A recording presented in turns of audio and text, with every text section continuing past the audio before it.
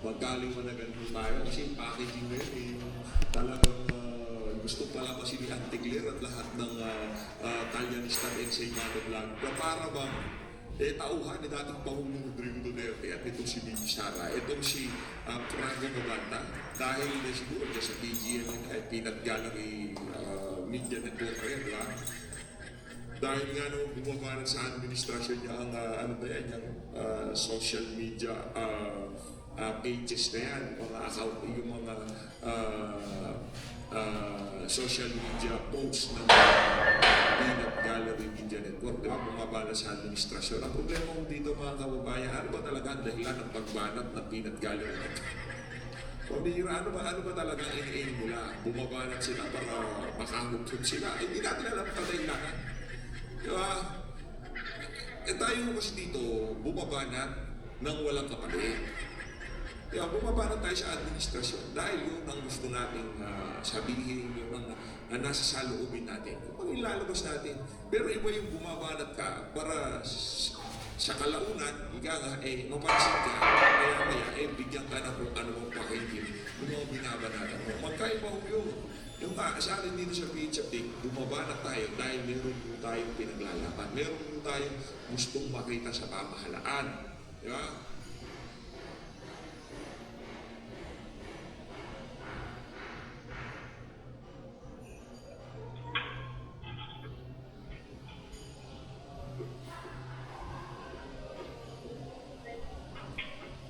Gusto natin makakita ng pagbabago. Pero yung ibang mga bumabanat, marami ko kasi uri ng mga vlogger eh. Yung mga Talyanista din sa Imata, bumabanat yan para merong kitay, para merong balik, di ba? Kumbaga, yan talaga literal na mga bayaran. Diba? Meron naman yung bumabanat, tapos nagpapapansin, para yung mga binabanatan nila, bigyan sila ng pakinggan.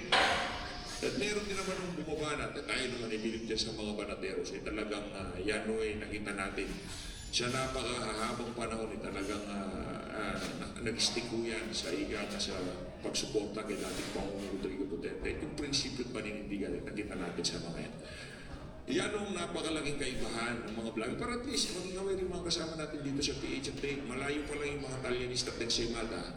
Malayo pa lang yung mga bumabanat sa social media. Dapat mapaisip na mo kayo. Yung mga bumabanat na yan, naghihintay lamang na sila ibigyan ng pakinggan. Yung mga bumabanat na yan, kaya sinasabi nila yan, dahil bayad yung mga yan. Ito kaya mga vlogger na to, talagang pagka meron silang nakita na magandang development, talagang suportado nila yan. Pero pagka meron silang nakita medyo dispalinado, talagang binabanatan mo. Iba kasi yung mga turista ng Senado, wala kang ngayon. Ika nga, walang maling ginawa sa Marcos sa mga yan, di ba? Lahat na lang ng banat nila ay talagang puro papuri sa administrasyon ito sa Marcos Jr. Doon po kayo mag-isip-isip, doon po kayo magbuta, doon po kayo ika nga magtanong na yung mga individual ba na yan, talagang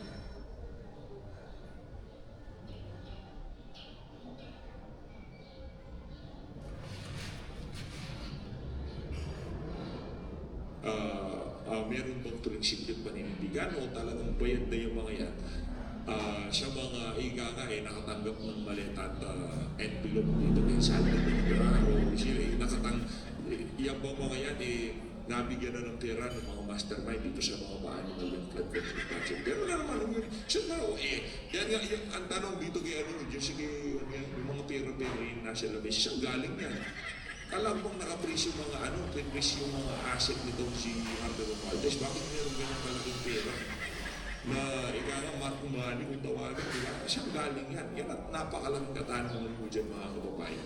Yan ang mga packaging na naman ng kung ano-ano mga balita na si Franco Mabanta daw ay isang DDS. Hindi ho totoo yan. Kung siya man ay bumabanat sa gobyerno, it doesn't mean na siya ay Duterte supporter. As a matter of fact, eto po si Franco Mabanta ay dati pong kaibigan ni Marcos. Sa katunayan, hinayag pa ni Marcos yan noon. Kaya huwag niyong sasabihin na Duterte supporter si Franco Mabanta. Hindi po Duterte supporter si Franco Mabanta. Pero, ito ang isang tanong ko lang sa NBI. Tama man ang ginawa niyo ngayon na in-entrap niyo si Franco Mabanta para mahiwalay yung mga bulok at doon sa totoong nakikipaglaban sa bayan. Ang tanong ko lang sa NBI, bang mga bayaran na troll ng administrasyon na ito? Mga vlogger na bayaran na administrasyon na ito? Sinubukan nyo naman in-entrap. Nako. Kasi nga,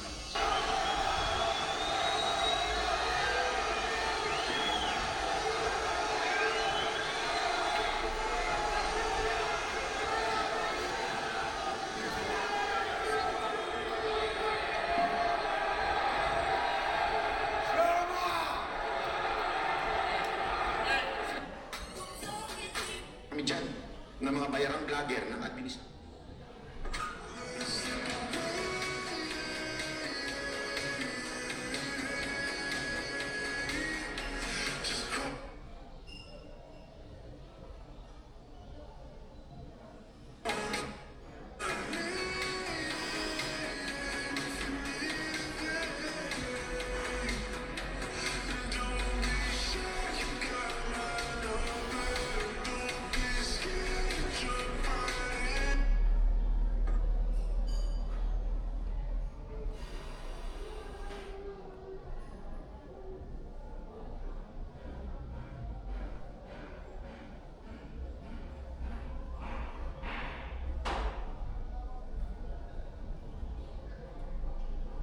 Na ito. Hindi ko alam kung sino nagpapahit sa kanila. Para si... Balita ko natin, natatanggap daw ng mga yan, mababa yung 500,000 pesos kada buwan dyan sa mga bayarang vlogger na yan ng administrasyon. Diba? Hindi naman natin papangalanan, pero kilala nyo naman, alam nyo naman kung sino-sino yung mga individual na yan na talaga kahit kinagawa na yung mga palpak na trabaho ng administrasyon ni Marcos Jr. Patuloy pa rin yun sila sa pagsuporta at pagtatanggol dito sa administrasyon na ito. Kilala nyo yung mga vlogger na yan. Malinaw natin yung mga vlogger na muna yan, mababa yung 500,000 piso kada buwan para lamang ikaw ginagawa nito si Marcos Jr. Ipagtanggol yung mga desisyon na kung saan talagang nagpapasadsad sa kalagayan sa bayan ng Pilipino. Matagay nyo, binentang ito, walang ibig yung mga yan. Kinuha ang pera sa pilar, pinagtanggol ng mga yan. Di ba? Yung supportado nila, yung nakatigo ni Anticler, may yung pera ng pilar, pinanggawa ng kalsada, pero para meron daanan, magbulag siya. Di ba? Supportado nila yung mga ganyang klaseng nakatigo ng administrasyon. Mag-isip-isip po kayo, pagka yung mga vlogger na yan, ganyan na lumalabas sa bumanga ng mga yan, malaki ang problema natin dyan. Siraan si Bibi Sara Duterte. Initrap niyo na po ba? Sana pati yun, para hindi kayo matawag na bias. Maraming salamat sa inyo, NBI. Pero, Direktor, ito isang hamon sa iyo. Sana, pati yung mga bayaran para siraan si Bibi Sara Duterte, i-entrap niyo rin. Dapat lang talaga tayo isang ayon dyan sa hamon na yan. Itong si Banat Bay. Dito kay NBI Director. Nagtawa tayo kay Senador natin makulit. Ay hindi, bago natin puntahan ito, pakinggan muna natin ang interview nito si Aaron Roque dito kay Henry Uri dyan sa DZRH. Secretary Henry, magandang hapon sa inyo. Ay, magandang hapon, Henry, at magandang hapon, Pilipinas. Teka muna, pag-usapan nga natin ang Bagyo si Franco. Sino ba si Franco? Kilala mo ba si Franco Maganda? Well, kilala ko yan talaga bilang isang vlogger, no? At ang alam ko, sa mulat-mula, siya ay malapit sa mga Marcoses. Bakit ko nasabi yan? Kasi siya mga spokesperson, ang pakilala niya sa akin ay among others, tumutulong din talaga siya sa social media ni Bongbong Marcos. Diyan ko siya nakilala dahil sa kanyang ties with Bongbong Marcos. At ako naman, bilang spokesperson, lahat naman ng vlogger, lahat ng mainstream media, may access sa akin, no?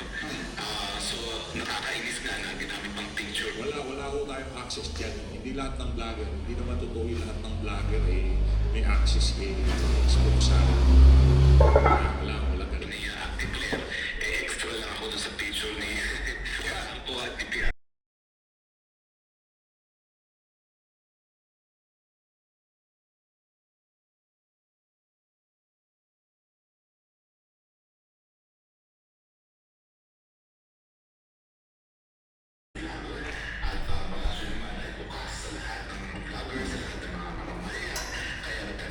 Picture sa akin,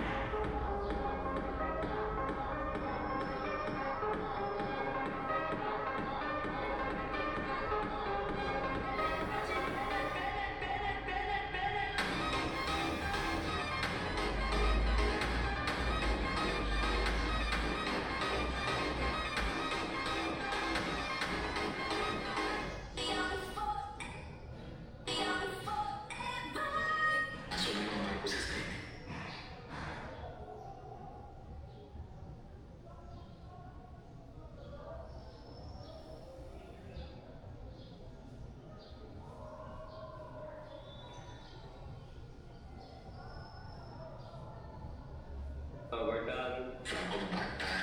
Pero alam mo, ang nakakatawa, ito may Pinto babae na to. Kahit lalaki ang kalaban niya, walang alam. Putik na yan. Ang galing. Punta ng mga movie na no. Putik na yan. Ang galing nga. declare dahil ang issue naman talaga rito, yung pag-aaresto ba kay Frank Mabata ay pag-nobil or contra-extortion. Sa tingin ko, wala naman tinalaman kung anong relasyon niya sa mga Marcos, kung anong relasyon niya sa mga Duterte. Ang issue lang is, meron bang katotohanan yung sinasabing extortion? Kung wala, talaga naman kilala din natin ang PGLA na isang social media outfit na malaki rin ng reach, no? So, posibleng meron din. Pero, alamin natin kung anong ebidensya. May isa pa ako nakita comment na the 75 million, kung yun ay galing sa government,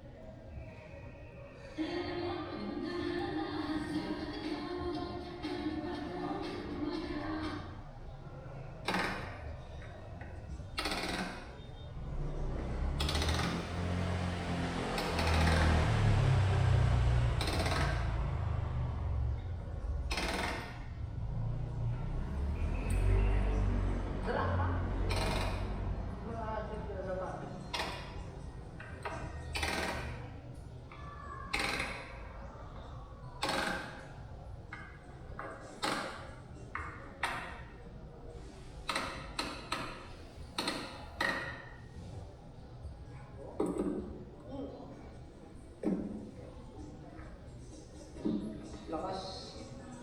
Martilyong pang-angat.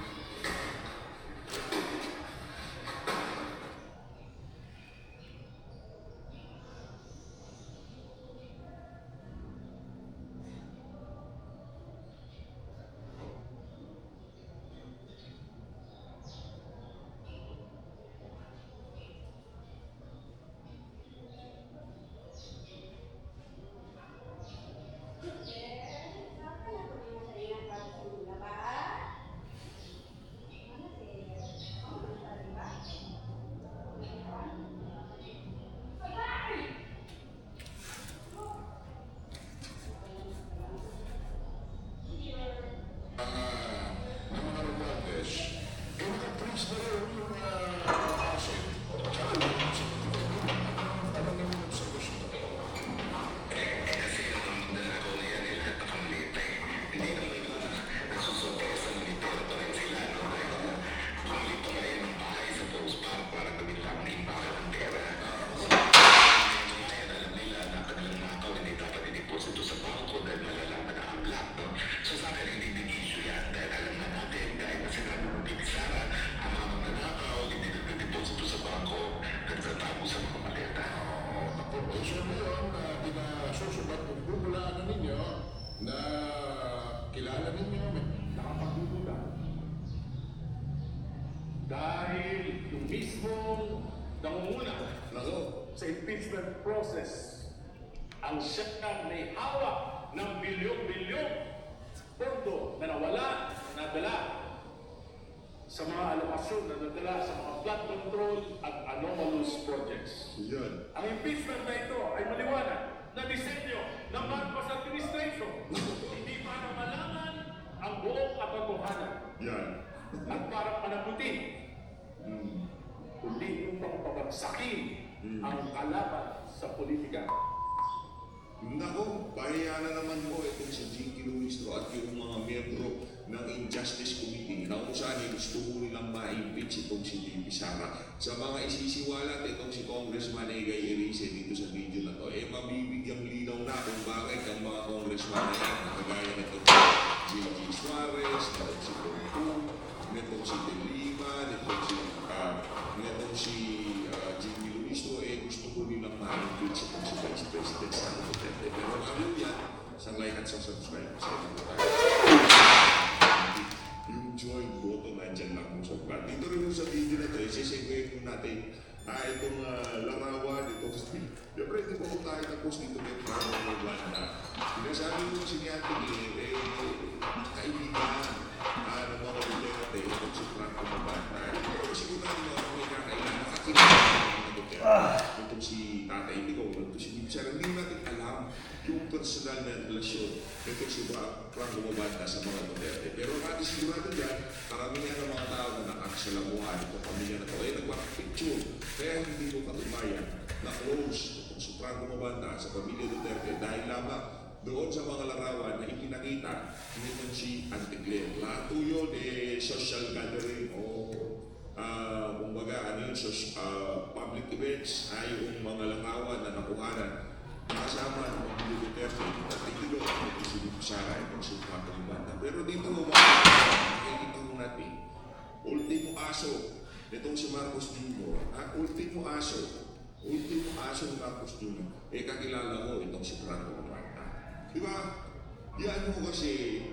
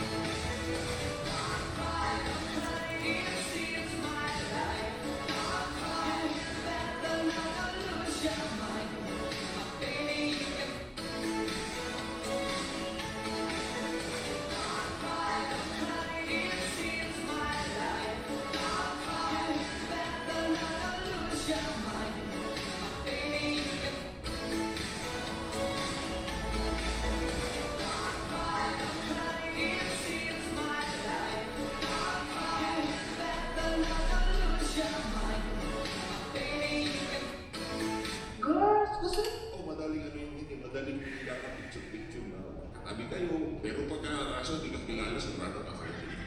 Ganun lamang mo yung mga kamay. Hindi mo naman maano, may masasampa kayo. Diba? Ganyan yung mga aso eh. Pagka hindi ka nila kilala, sigurado ako, papanatan ka. Pero hindi ka kakilala, kasi pag-smile ka, gusto mo magpa-picture, paulo lang ang kanya sa isa. Pero ang aso, ang tawa, hindi ko ang mga kamay, hindi ko lang masasabi. Hindi naman siya, naano natin ito si Franco Mabanta, hindi mo natin kilala yung mama na yan. Namit nga lang natin pangalan niya dyan sa pagkaka-teklong niya na yun sa NBI dahil sa extortion. Di umano. Di mo natin natin talaga yung side niya. Malalaman mo natin ang buong katotohanan sa mga darating na panahon. Pero may mga panahon na to, alam na ang logo sa balita, naninigil daw siya di umano ng kanyang grupo na nahuli dito kay dating Speaker Martin Romualdez ng daan-daang milyon para sa kanilang pananahimik. Ano ba nalalaman ito si Franco Mabanta sa issue ng mga maano ng ilang flood control project? Ito sa tingin natin ano ito naratibo ito eh. Ibig sabihin pagka may pagkalat ng